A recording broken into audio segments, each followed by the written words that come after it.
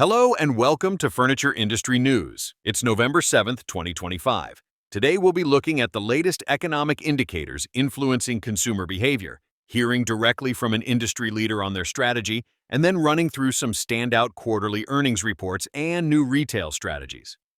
Finally, we'll touch on some new data about how people are really using their homes. So, let's get right into it. First up, the big picture. The latest data from the University of Michigan's Consumer Sentiment Survey shows the index falling to 50.3 in November.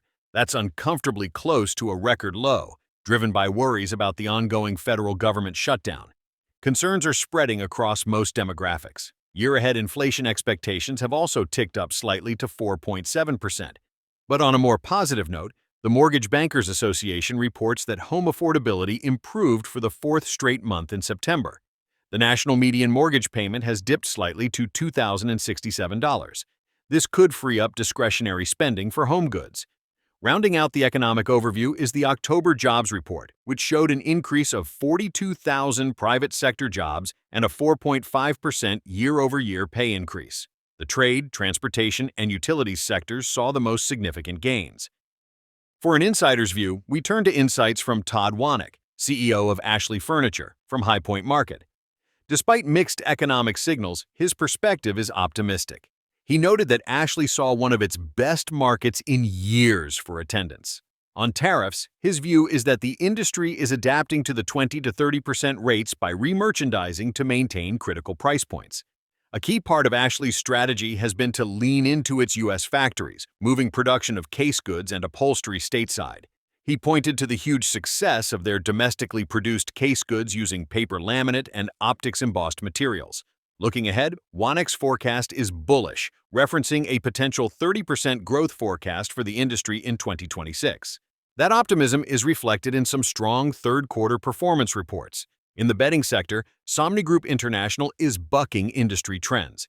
They reported a staggering 63.3% increase in net sales, reaching $2.12 billion, driven by their acquisition of Mattress Firm. Their net income climbed an impressive 36.5%. In luxury retail, Our House also posted a record third quarter, with net revenue up 8% to $344.6 million. This signals that the high-end consumer is still spending.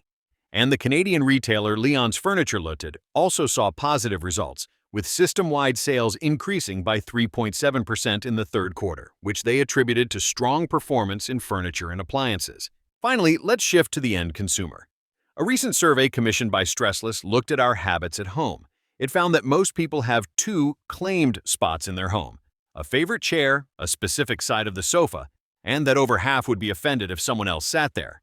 When asked about their favorite type of chair for relaxation, the recliner was the clear winner, cited by 41% of respondents. The number one reason given was comfort.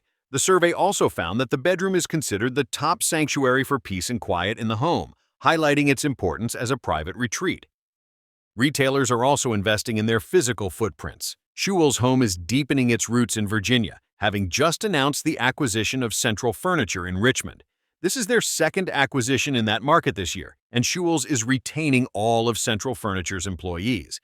At the same time, major players are experimenting with new formats. Wayfair has unveiled a strategy for a smaller format prototype store, planning to open a 70,000 square foot location in Columbus, Ohio in late 2026. This is a departure from their much larger stores, an experiment to test a more nimble and efficient model that the whole industry will be watching. And that brings us to the end of this week's update. For more insights and news, be sure to subscribe to the podcast wherever you listen.